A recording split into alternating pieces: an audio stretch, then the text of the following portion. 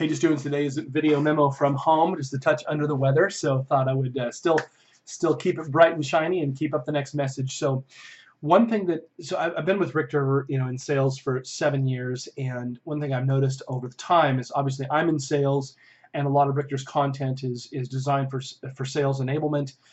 Yet also there's the other side of the coin, and there are two sides to one coin, and that's the marketing side, right? Where you have sort of the tip of the spear, reaching out into the market, driving attention, driving leads, that sort of thing, and the transition point over to sales. And what I've noticed is, and I'm sure many of you, maybe even everyone watching has noticed, that there is, to some degree, in nearly any company, there's a breakdown in the relationship between marketing and sales, right? There's some sort of, sometimes salespeople are definitely prima donnas and think they are owed just about everything and should have everything under the sun, moon, and stars to support what they do, and they can get pretty, well, you understand. And then on the other side of things, you have marketing, and they're into this sort of creative sphere and how to draw that much attention and how to gather, how to take that much of the market.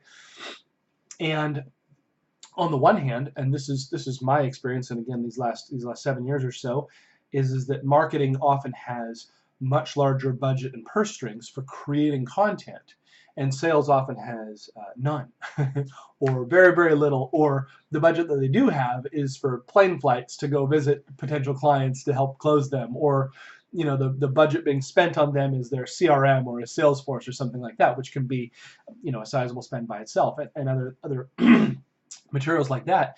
So what I mean, the best thing, from my view, and what I've sort of experienced with Richter creating content that is used in both arenas, both sales and marketing, is to really, it should be a hand in glove type experience. It should be sort of like, you got the baton in a relay race, and marketing passes it off to sales, who then runs with it. But it should be a seamless experience. And the reason for this is because of the prospect. It's best if you have as seamless an experience as possible for the prospect. So you don't want to have necessarily super gorgeous high-end marketing materials in the front end, and they go, oh, that's interesting, and they get funneled into the pipeline, and the salesperson just fires over a PDF and then says, and then hey, phone call, and and they have a whole different experience on your sales side.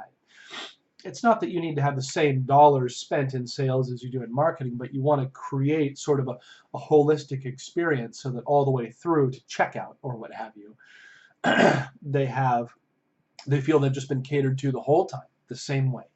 So that's why, not to just dovetail right into our sequenced content or anything like that, but that's a big part of the reason why our sequenced content. If you take a look at Richter's marketing and sales materials, the ones that we have sort of for us and our things, the video series that we have for video alone, for the product video, we have 16 sequenced videos. A chunk of them are used on that front end with marketing, and then the rest are used by sales to help bring the prospect along, so that the experience is as seamless as possible.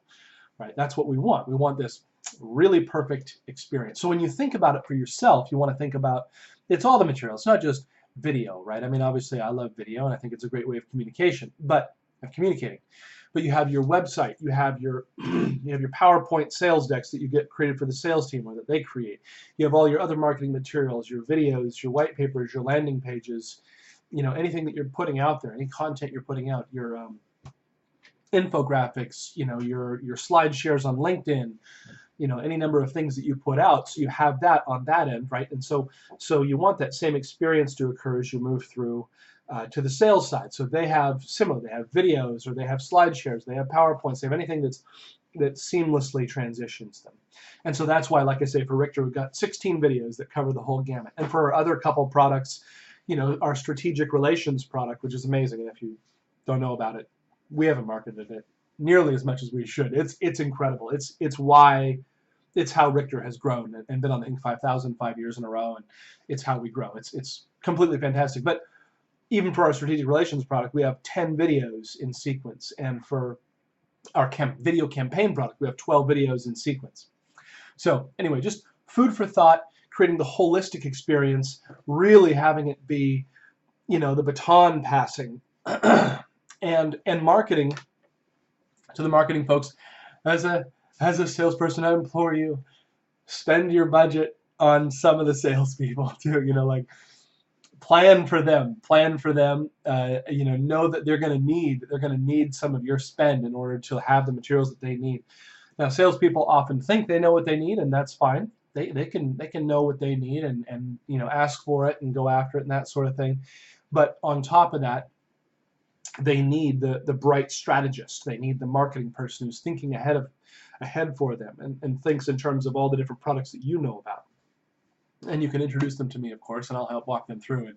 There isn't a salesperson around who, when they learn about our sequenced content, goes, "Nah, I don't think that's for us." They all want it. So anyway, that's just food for thought for today. Create that seamless transition, between marketing and sales for your side of things, and it just makes it that much easier on the prospect, which is, at the end of the day, that's who we care about. Okay.